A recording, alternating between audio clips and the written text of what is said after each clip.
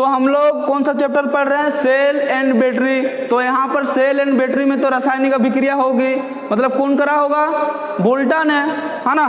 कौन करा होगा इसको, कितना ईस्वी में,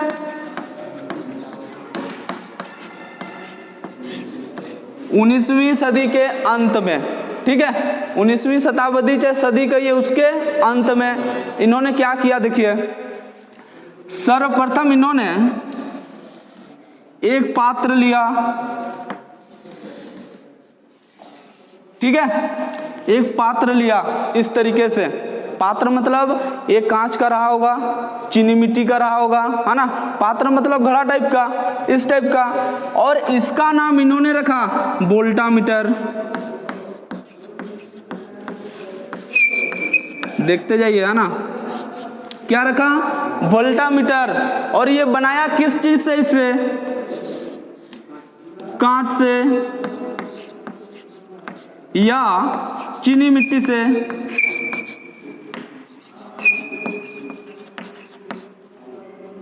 चीनी मिट्टी नहीं देखे हैं क्या,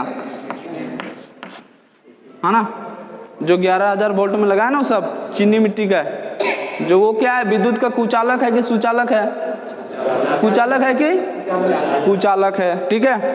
तो इस पात्र का नाम इन्होंने रखा क्या, वोल्टामीटर। और इसके अंदर पदार्थ डाला, पदार्थ डाला इसके अंदर, यानी विलयन डाला, ठीक है, समझते जाइए। और इसी का नाम रखा इन्होंने इलेक्ट्रोलाइट्स पदार्थ, इलेक्ट्रोलाइट्स पदार्थ।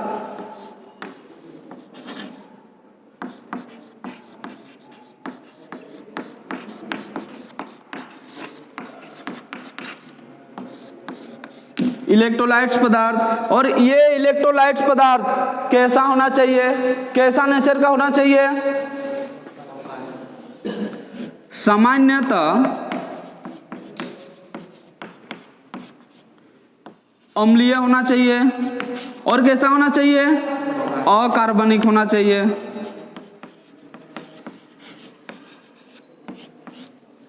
समझ रहे हैं ना।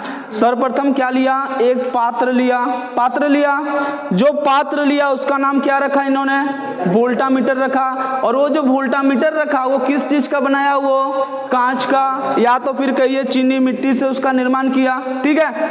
और इसी पात्र के अंदर क्या डाला, इलेक्ट्रोलाइट्स पदार्थ, इलेक्ट्रोलाइट्स पदार्थ जो कैसा नेचर का होना चाहिए, सामान्यतः अम्लीय एवं अकार्बनिक होना चाहिए। यहाँ पर सामान्यतः वर्ड क्यों डाले हम, क्योंकि बाद में क्या हुआ कि क्षारीय जो सेल होते हैं ना, उसका भी निर्माण हुआ था बाद में, ठीक है, क्षारीय सेल।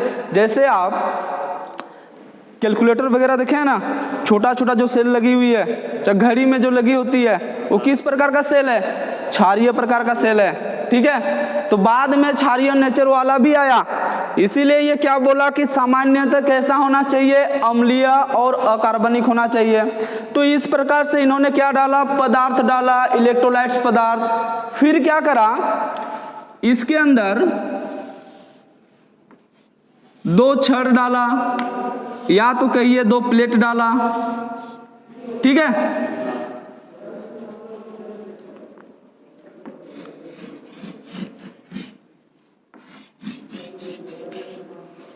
दो छड़ डाला, एक का नाम क्या रखा इन्होंने, एनोड, है ना, एक का नाम क्या रखा, एनोड। और एनोड पर कैसा आवेश होता है, धन आवेश यानी पॉजिटिव, है ना। और एक होता है आपका कैथोड, कैथोड पर कैसा आवेश होता है, ऋण आवेश। ये दोनों क्या है, क्या है ये दोनों, इलेक्ट्रोड, इलेक्ट्रोड है जो बनी है किस चीज का, धात्विक छड़ है दोनों, है ना, किसका है, धात्विक छड़।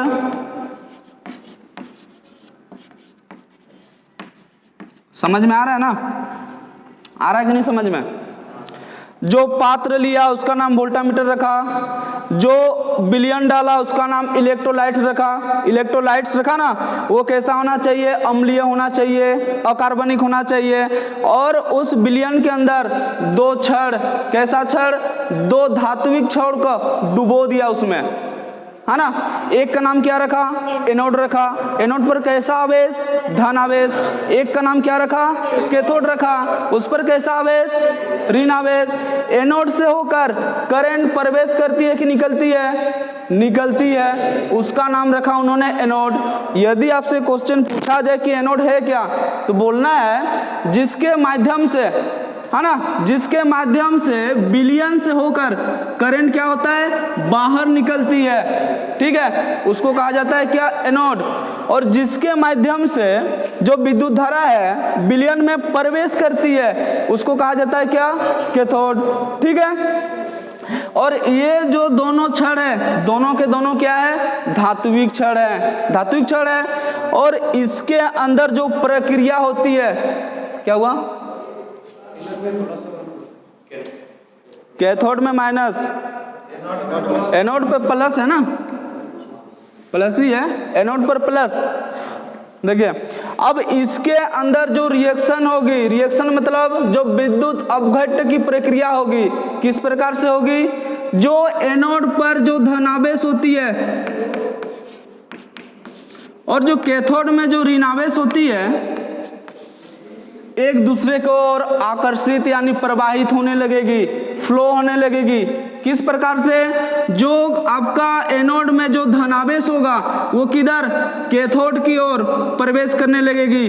प्रवेश मतलब प्रवाहित होने लगेगी, उधर कूदने लगेगी, उधर गति करने लगेगी, किस ओर, कैथोड की ओर। यानी जितना भी पॉजिटिव आयन होगा किधर जाने लगेगी, कैथोड की ओर, और जितना भी नेगेटिव आयन होगा वो किधर, एनोड की ओर। और इस प्रकार से उस पात्र के अंदर विद्युत अपघट्ट की प्रक्रिया संपन्न होती है और उसी को कहा जाता है इलेक्ट्रोलाइसिस की प्रक्रिया। समझे बात को, बनाइए अब।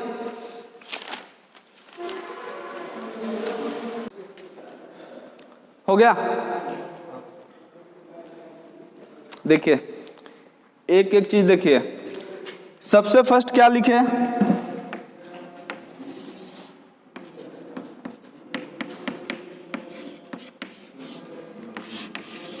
सबसे फर्स्ट क्या लिखे,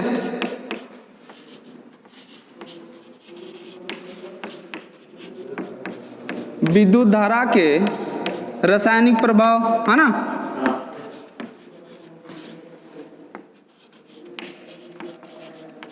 तो विद्युत धारा के रासायनिक प्रभाव किसको कहा जाएगा, किसको कहा जाएगा, या तो कहिए जब किसी विलयन में, ये जो पदार्थ है विलयन है कि नहीं, इलेक्ट्रोलाइट्स पदार्थ विलयन है कि नहीं, है ना। या तो फिर इसको कहिए जब किसी अम्लीय एवं अकार्बनिक विलयन में, या तो फिर कहिए विलयन में, या तो कहिए, हम लोग सेल एंड बैटरी पढ़ रहे हैं ना, इसलिए हम लोग क्या कहेंगे, जब किसी अम्लीय एवं अकार्बनिक विलयन में विद्युत धारा प्रवाह की जाती है, क्या की जाती है, विद्युत धारा प्रवाह की जाती है, तो क्या होता है, वो अपने अवयवों में विभक्त हो जाते हैं, मतलब बंट जाते हैं। अवयव मतलब आयनों में विभक्त हो जाते हैं, उसी को क्या कहा जाता है, विद्युत धारा के रासायनिक प्रभाव, है ना। कौन सी प्रभाव, विद्युत धारा के रासायनिक प्रभाव। सेकेंड क्या है आपका,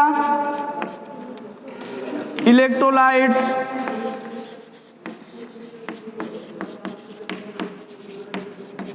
तो इलेक्ट्रोलाइट्स किसको कहा जाएगा, किसको कहा जाएगा, अम्लीय एवं अकार्बनिक विलयन, है ना। वैसी अम्लीय एवं अकार्बनिक विलयन जिसमें क्या करी जाएगी, विद्युत धारा प्रवाह की जा सकती है। मतलब वो कैसा नेचर का होना चाहिए, सुचालक होना चाहिए, अचालक नहीं होना चाहिए, ठीक है। तो इलेक्ट्रोलाइट्स पदार्थ क्या कैसा नहीं होना चाहिए, कार्बनिक नहीं होना चाहिए, विद्युत का कुचालक नहीं होना चाहिए। जैसे क्या क्या, स्प्रिट, फिर क्या, एल्कोहल, फिर क्या, आसुत जल, डिस्टिल वाटर, ये सब, ये सारे चीज का मुख्य उदाहरण है इलेक्ट्रोलाइट्स पदार्थ का, जो बिल्कुल नहीं होना चाहिए। क्यों नहीं होना चाहिए, क्योंकि वो विद्युत का कुचालक होती है, अचालक होती है। समझिए, यदि हम यहाँ पर इलेक्ट्रोलाइट्स पदार्थ में विद्युत का कुचालक चीज डालें, तो क्या इस एनोड से कैथोड या तो फिर कैथोड से एनोड जो आयन का प्रवाह हो रहा है वो हो पाएगी, विद्युत धारा प्रवाह हो पाएगी। इसलिए हम लोग क्या करते हैं, वो सारे चीज हम लोग नहीं डालते हैं, यानी विद्युत का कुचालक चीज नहीं डालते हैं। समझे बात को। नेक्स्ट क्या था, नेक्स्ट टॉपिक क्या है, इलेक्ट्रोड। इलेक्ट्रोड कितने होते हैं, दो। ये दोनों आपके इलेक्ट्रोड हैं, एक एनोड है, दूसरा कैथोड है। कैथोड किसको कहेंगे, जिससे होकर करंट प्रवेश कर रही है, कहां पर, विलयन में, है ना। कैथोड किसको कहेंगे, जिससे होकर करंट प्रवेश कर रही है विलयन में, उसको कहा जाएगा कैथोड। जिस पर कैसा आवेश होगा, ऋण आवेश होगा, है ना। दूसरा क्या है, एनोड। एनोड किसको कहेंगे, जिससे होकर क्या होगा, करंट विलयन से बाहर निकलती है, उसको कहा जाएगा एनोड। और एनोड पर कैसा आवेश होता है, धन आवेश होता है ना। नेक्स्ट क्या है, वोल्टामीटर। तो वोल्टामीटर किसको कहा जाएगा, जिस पात्र के अंदर, ये आपका पात्र है, वोल्टामीटर है ना। कैसा होना चाहिए, चीनी मिट्टी का होना चाहिए, और कैसा होना चाहिए, कांच का होना चाहिए। तो क्या कहेंगे, वोल्टामीटर किसको कहेंगे, जिस पात्र के अंदर इलेक्ट्रोलाइसिस की प्रक्रिया संपन्न की जाती है, विद्युत अपघट्य की प्रक्रिया संपन्न की जाती है, उसको क्या कहा जाता है, वोल्टामीटर। ठीक है। नेक्स्ट क्या है, आयनीकरण। ठीक है, बताइए यहाँ पर तो इलेक्ट्रोलाइट्स पदार्थ, मान लिया जाए यदि हम लोगों ने डाला H2SO4 तनु सल्फ्यूरिक अम्ल, तो जैसे ही तनु सल्फ्यूरिक अम्ल में विद्युत धारा प्रवाह करेंगे, वो अपनी आयनों में विभक्त होगी कि नहीं, है ना। एक कुछ पॉजिटिव बनेगा, जैसे H2+ पॉजिटिव बना, SO4 माइनस बना, नेगेटिव बना ना, तो उस प्रकार से वो आयनों में विभक्त हो जाएगी। तो आयनों में विभक्त होने की प्रक्रिया को ही कहा जाता है क्या, आयनीकरण। ठीक है। तो कितने आयनों में विभक्त होगी, धन आयन, एक क्या, ऋण आयन, दो में ना, एक धन आयन, दूसरा क्या, ऋण आयन। धन आयन किसको कहेंगे, धन आयन किसको कहेंगे, धन आयन हम लोग इसको कहेंगे। बोलने का मतलब है जो एनोड से, है ना, जो एनोड से कैथोड की ओर प्रवाह होगी, गति करेगी, उसको क्या कहेंगे, धन आयन। ऋण आयन किसको कहेंगे, जो कैथोड से एनोड की ओर प्रवाह होगी, उसको क्या कहेंगे, ऋण आयन। यदि क्वेश्चन आपसे पूछे विलयन के अंदर विद्युत धारा का प्रवाह होता है कि आयनों का प्रवाह होता है, तो आयनों का प्रवाह होता है, ध्यान रखना है। ठीक है, क्वेश्चन इस तरीके से पूछेगा, तो विलयन के अंदर आयनों का प्रवाह होता है। समझे बात को, किस तरह से, पॉजिटिव आयन कैथोड की ओर गमन करेगी, नेगेटिव आयन एनोड की ओर गमन करेगी। ठीक है। नेक्स्ट क्या है, विद्युत अपघट्य।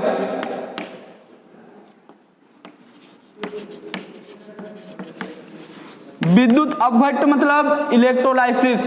इलेक्ट्रोलाइसिस मतलब जिस वोल्टामीटर के अंदर जहां पर डाली गई है विलयन, जो इलेक्ट्रोलाइट्स पदार्थ डाली गई है, मतलब जो अम्लीय एवं अकार्बनिक पदार्थ डाली गई है, उसमें यदि हम विद्युत धारा प्रवाह करते हैं तो वो अपनी आयनों में विभक्त हो जाते हैं। इसी प्रक्रिया को कहा जाता है क्या, विद्युत अपघट्य। यानी जो हम विलयन में जो विद्युत धारा प्रवाह करते हैं ना, और जो वो अपनी आयनों में विभक्त होती है, उसी प्रक्रिया को क्या कहा जाता है, विद्युत अपघट्य।